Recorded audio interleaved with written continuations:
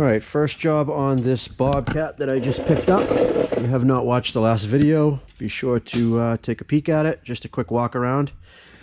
And I found that there was a slow leak of hydraulic fluid that was leaking down in this back corner.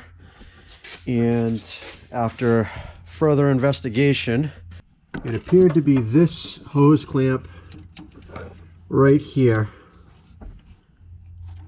Should be able to pick that up, which I've replaced. This is just the excess because it's a little long of a hose clamp. It's nice and tight on there. And what that is the feed for the high flow pump. This is the, because it's the 753H model, it is a high flow attachment unit. This has got all this oil on it, which at the time, had I thought, makes sense that it wasn't that, having wet oil up this high to make all this stuff stick. But there we go, that's a better. Now you can see that brown pump right there just runs right off the crankshaft on the motor, and what that does is a secondary hydraulic pump which gives you more gallons per minute to allow you to run better attachments than your standard flow. So I thought it was the feed or the return, whatever it is. I believe it would be the feed, that bottom hose that was leaking. I believe it was leaking a little bit because I was getting it to drip and I tightened it up. But what it ended up turning out being, I noticed over here, these Bobcats are really hard to work on as far as space goes, but these two hoses right here, I noticed that there was a steady, what looked like drips coming down this sidewall here of fluid. So you can see everything's soaking wet right now because I took it apart because I have these two hoses off. But what it ended up being is these two hoses, I actually replaced one of them on the Bobcat 643 or 642 that I have a video on also prior. One blew on the job and I fixed it on the spot. Those two hoses are on the other side of this wall up here. They just come up here and they go right into this arm right here. And this is one and this is the other. And both of these are metal pipes that come down the arm. They go down here over to here and they feed the tilt piston. So that's your bucket tilt this way and that way. It's just a single piston on these models. So this is just kind of a long run, actually up here, all of these. You'd think that them coming in here onto the side are actually the lift cylinder on this side. They're not.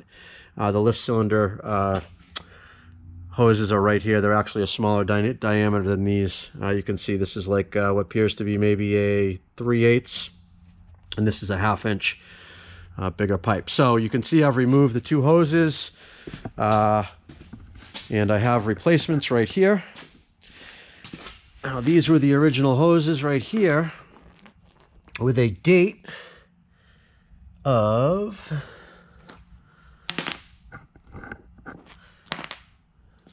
couldn't get the date on one of them. I know had a date on it. Here we go. 1294. Now this model is a 1996 machine, so you know this hose was probably made a year or two before it actually went into the machine, so that makes perfect sense. This is original. This is original. Both of these hoses are original, and you can see right here the wetness coming through. It's also chafed right here. That actually wasn't leaking yet. I've got like a cut right here that wasn't leaking, but that's just in the rubber surround. And then this one as well, same thing. This was leaking right here. You could see where it's worn through right there. And it's chafed right here. So these two lines sit next to each other, and as the boom goes up and down, they're just rubbing back and forth over and over again on each other. So I'd say you got your money's worth on those hoses, huh? That was what, 28, 27 years or so? Not bad at all. So I went down to my local Napa Auto Parts that makes hydraulic hoses, and we got a couple made up with the same ends.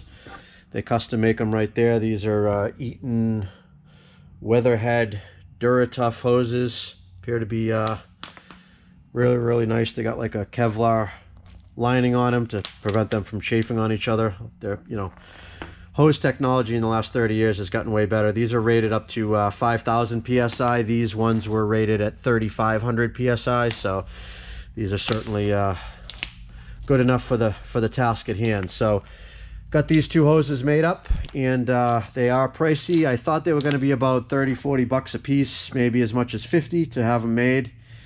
They ended up being I think it was 133 total with tax, so you're looking about 65 bucks a hose, which isn't ridiculous. So my first expense on the machine. So we're going to go ahead and put those hoses in today, and that will take care of that leak. I've looked around, I've raised the cab, I see no other leaks. Everything is actually really dry on this machine. The more I look at this, the better it is. Literally the visual appearance is the worst part of it. All the pins, you know, the pivot pins here, all these pins are either been replaced or they're new, or they're not worn.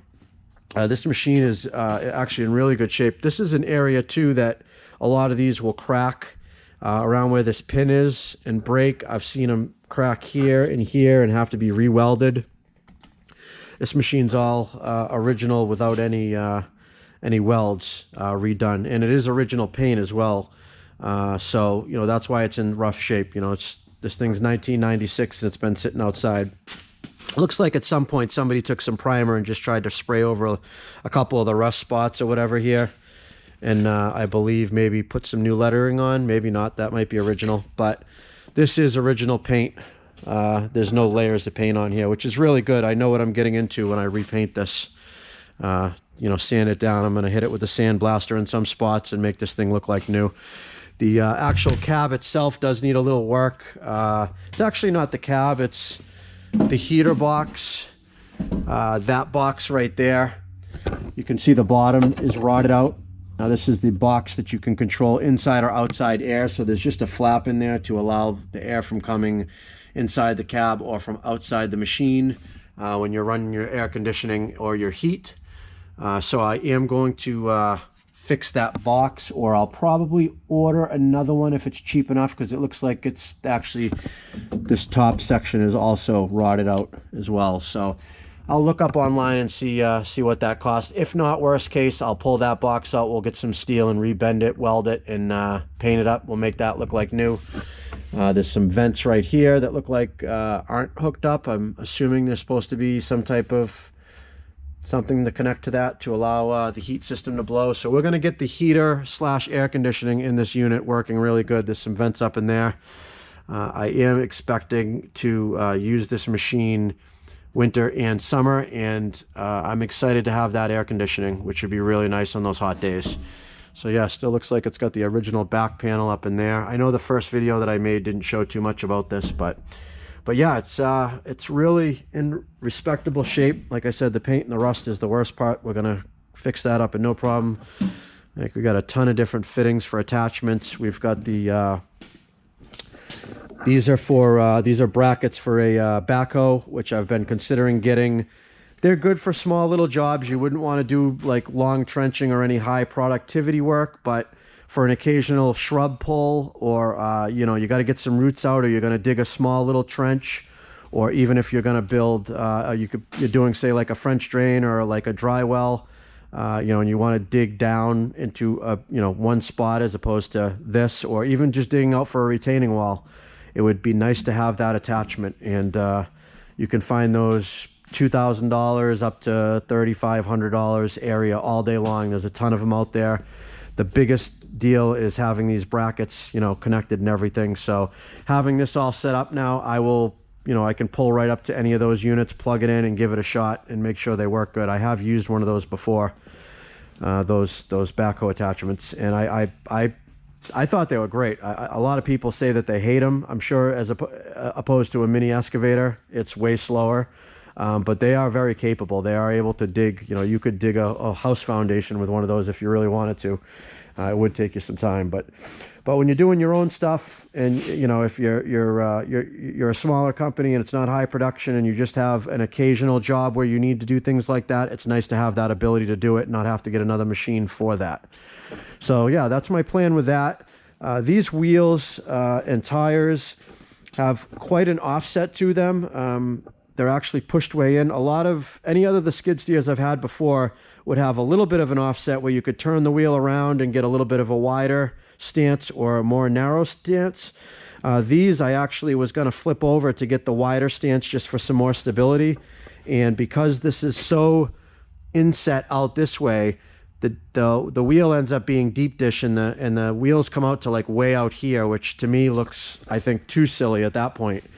So I'm going to keep them like that. It is nice to have the narrower track to fit into tight areas, but stability wise it would be nice to get a little bit wider wheel. So I might keep an eye out and see if I can't pick up a set of rims that have a typical offset that allow me to run them, you know, basically like this way, but they'd be out about 2 inches, or flip them around and then have them about 3 inches out from where they are now. So as you can see, the tires are wider than the actual bucket. So I want to get a bucket that at the very least comes out to the edge of these tires, probably a couple inches more, because ultimately I'm going to have these tires probably stick out a little bit more.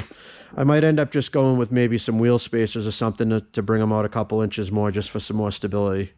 We'll see how that goes. We'll see how the machine operates and how I like it. But bottom line, this is a nice bucket to have, but not really a good bucket for your everyday bucket. It's kind of small for doing grading and stuff like that. You know, you can only do such a small area, but nice to have if you're getting in a tight area as well. So I've gone through all the fluids. Everything seems to be up to date. The filters and whatnot have been changed. They're still within their scheduled hours to be changed. I checked out the antifreeze and all that. We cleaned it. We didn't clean it. We emptied this here to get into the area over there to be able to replace those hoses. And the antifreeze is super clean, full. Oil's all full.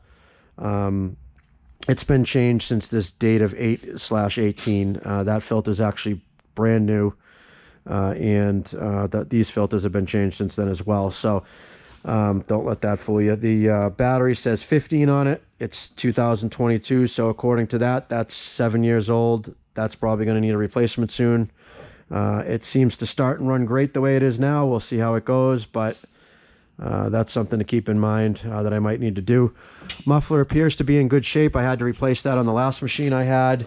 I already ordered a few parts for it. I ordered the strut right here.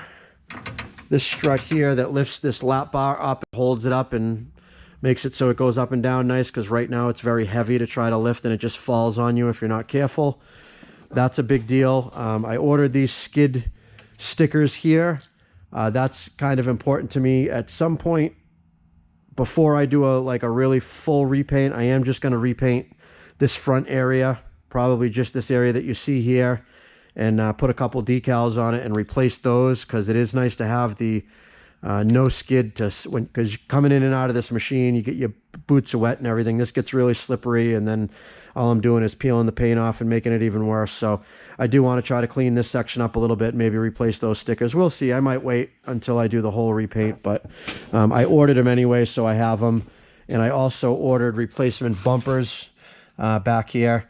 The reason I did it is if I bump into something now with these little washers and bolts, like it's basically a hazard to rip something apart. I wouldn't want to bump up against, you know, the corner of a house or a fence post or something. This is like a sharp edge. It's just going to rip it apart. So I think they were like 20 bucks a piece or 29 bucks a piece. So I ordered these new rubber, both of them left and right side, and we'll unbolt and replace those.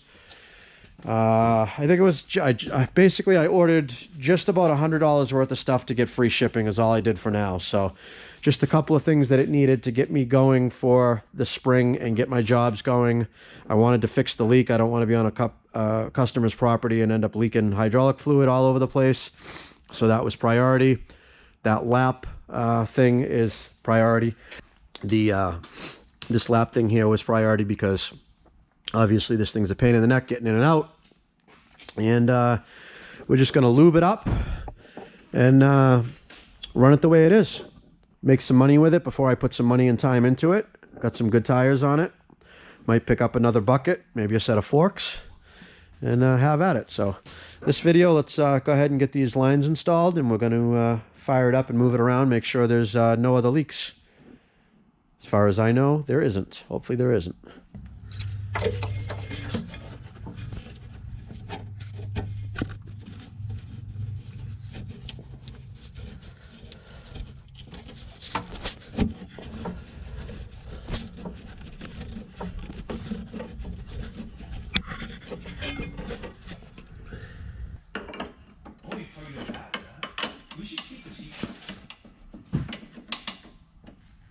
Lexi's should probably do this.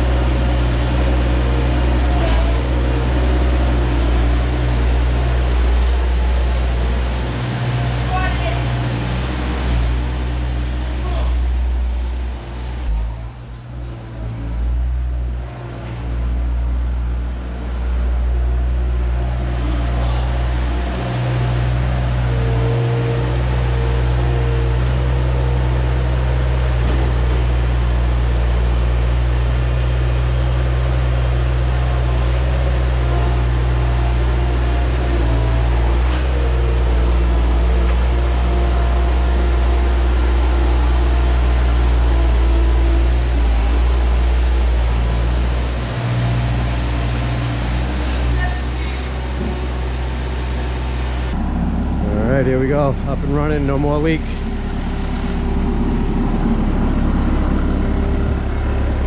I measured this bucket. It's actually a 4-foot bucket, which is definitely small. I'm gonna put a 56-inch or a 60-inch on it. Be a good size for this machine. Let's go take it for a little run.